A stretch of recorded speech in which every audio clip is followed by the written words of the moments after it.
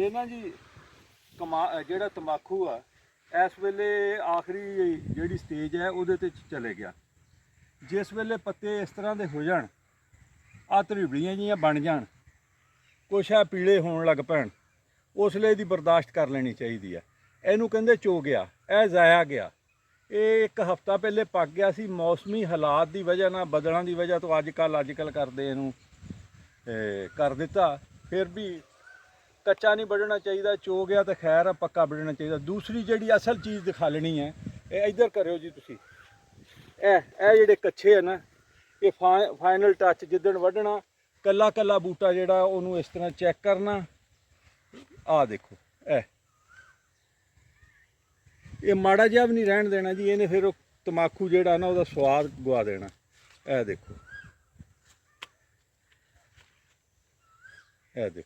ਇਹ ਤੋੜ ਦੇਣਾ।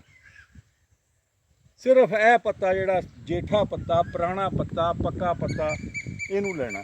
ਇਹ ਕੱਲਾ ਬੂਟਾ ਇਹ ਹੁਣ ਚੁੱਕਣਾ ਪਏਗਾ। ਹਾਲਾਂਕਿ ਹੁੰਦਾ ਇਹ ਆ, ਜਿਹੜਾ ਬੰਦਾ ਵੱਢ ਕੇ ਨਾਲ ਤੋੜਦਾ, ਉਹ ਫਟਾਫਟ ਵੱਢ ਕੇ ਚਲੇ ਗਿਆ।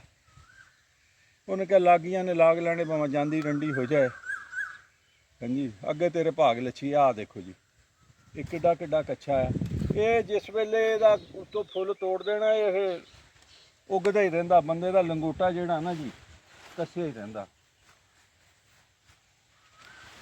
ਇਹ ਵੀ ਦੇਖੋ ਜੀ,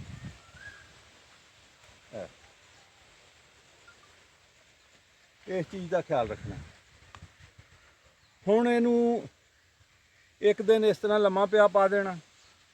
ਅੱਜ ਦੀ ਧੁੱਪ ਲੱਗੇਗੀ, ਅੱਲਾ ਕਰੇ, ਨੈਟ ਵਾਲੇ ਤਾਂ ਕਹਿੰਦੇ ਹੈ ਨਹੀਂ, ਤਾਂ ਉੱਦਾਂ ਬੱਦਲ ਆ।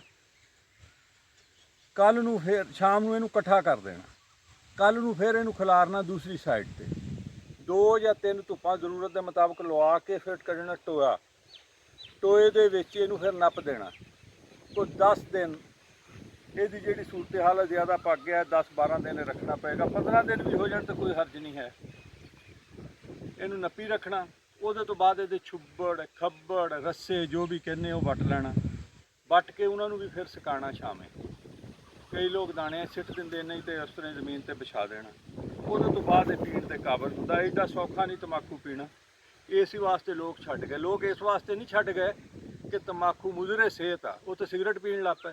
ਇਸ ਵਾਸਤੇ ਛੱਡ ਗਏ ਕਿ ਇਹਦੇ ਤੇ ਮਿਹਨਤ ਕਰਨੀ ਪੈਂਦੀ ਹੈ। ਹੁਣ ਅਸੀਂ ਹਰ ਚੀਜ਼ 'ਚ ਸ਼ਾਰਟਕੱਟ ਲੱਭਦੇ ਹਾਂ। ਦੁਨੀਆ ਦਾ ਹਰ ਕੰਮ ਅਸੀਂ ਰਾਤੋਂ ਰਾਤ ਅਮੀਰ ਹੋਣਾ ਚਾਹੁੰਦੇ ਹਾਂ। ਇਸੇ ਵਾਸਤੇ ਸਿਗਰਟ ਪੀਣ ਲੱਗ ਪਏ। ਹਾਲਾਂਕਿ ਸਿਗਰਟ ਇਹਦੇ ਨਾਲੋਂ ਜ਼ਿਆਦਾ ਨੁਕਸਾਨਦੇਹ ਆ। ਇਹਦਾ ਕੋਈ ਗਜ਼ ਭਰ ਲੰਮੀ ਹੁੰਦੀ ਆ, ਪਹਿਲੇ ਇਹਦੀ ਛੋਟੀ ਹੁੰਦੀ ਆ ਉਹ ਨੜੀ, ਫਿਰ ਉਹ ਪਾਣੀ 'ਚ ਜਾਂਦਾ, ਕੋਈ ਕਿਲੋ ਪਾਣੀ ਹੁੰਦਾ, ਉਹਦੇ 'ਚ ਉਹ ਧੂੰਆਂ ਜਿਹੜਾ ਆ ਫਿਲਟਰ ਹੁੰਦਾ, ਫਿਰ ਗਜ਼ ਭਰ ਨੜੀ 'ਚ ਜਾਂਦਾ, ਫਿਰ ਬੰਦੇ ਦੇ ਮੂੰਹ 'ਚ। ਅਤੇ ਸਿਗਰਟ ਇੱਕ ਉਂਗਲ ਜਿੱਡੀ ਹੁੰਦੀ, ਸਿੱਧੀ ਮੂੰਹ ਦੇ ਵਿੱਚ, ਅਤੇ ਸਲਾਮ ਅਲੈਕਮ, ਫੇਫੜਿਆਂ ਨੂੰ ਜ਼ਿਆਦਾ ਨੁਕਸਾਨ ਕਰਦੀ ਆ। ਵੈਸੇ ਵਜ਼ਾਰਤ ਸਿਹਤ ਵਾਲੇ ਕਹਿੰਦੇ ਆ ਕਿ ਕੈਂਸਰ ਦਾ ਬਾਇਸ ਅਤੇ ਦਿਲ ਦੀਆਂ ਬਿਮਾਰੀਆਂ ਦਾ ਬਾਇਸ ਆ, ਨਹੀਂ ਪੀਣਾ ਚਾਹੀਦਾ।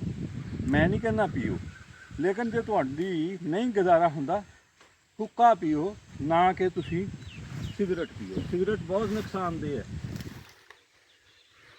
ਔਰ ਜਿਹੜੇ ਬੰਦੇ ਤੰਬਾਕੂ ਨਵਾਂ ਲਾਉਂਦੇ ਆ, ਕਈਆਂ ਨੇ ਲਾਇਆ, ਕਈ ਪੁੱਛਦੇ ਆ, ਉਹਨਾਂ ਵਾਸਤੇ ਆ ਕਿ ਆਖਰੀ ਦਿਨ ਵੀ ਇਹਦੇ ਜਿਹੜੇ ਆ ਨਾ ਗੁੱਲ, ਇਹ ਜਿਹੜੇ ਇਹਦੇ ਕੱਛੇ ਆ, ਕੱਛੇ ਇਹਨਾਂ ਨੂੰ ਤਾਂ ਕਹਿੰਦੇ ਆ, ਕੱਛ ਦੇ ਵਿੱਚੋਂ ਨਿਕਲਦੇ ਆ ਜਗ੍ਹਾ, ਮਤਲਬ ਸਾਈਡ ਤੋਂ ਇਹ ਕੱਛ ਚੋਂ ਨਿਕਲਦੇ ਆ। ਇਹ ਤੋੜ ਕੇ ਬੂਟਾ ਫਿਰ ਰੱਖੋ ਕੱਲਾ। ਆਹ ਦੇਖੋ, ਇਹਦੇ ਜਿਹੜੇ ਮੇਨ ਪੱਤੇ ਉਹ ਤਾਂ ਸੁੱਕ ਗਏ, ਲੇਕਿਨ ਜਿਹੜੇ ਹੈ ਉਹ ਤਾਂ ਬਚ ਗਏ, ਉਹਨਾਂ ਨੂੰ ਰੱਖੋ ਜੀ। ਬਹੁਤ ਬਹੁਤ ਸ਼ੁਕਰੀਆ ਜੀ। ਬਾਕੀ ਅਗਲਾ ਜਦੋਂ ਟੋਆ ਪਟਾਂਗੇ ਉਹ ਉਦੋਂ ਤੇ। ਅਸਲਾਮ ਵਾਲੇਕੁਮ। ਪਾਕਿਸਤਾਨ ਜ਼ਿੰਦਾਬਾਦ।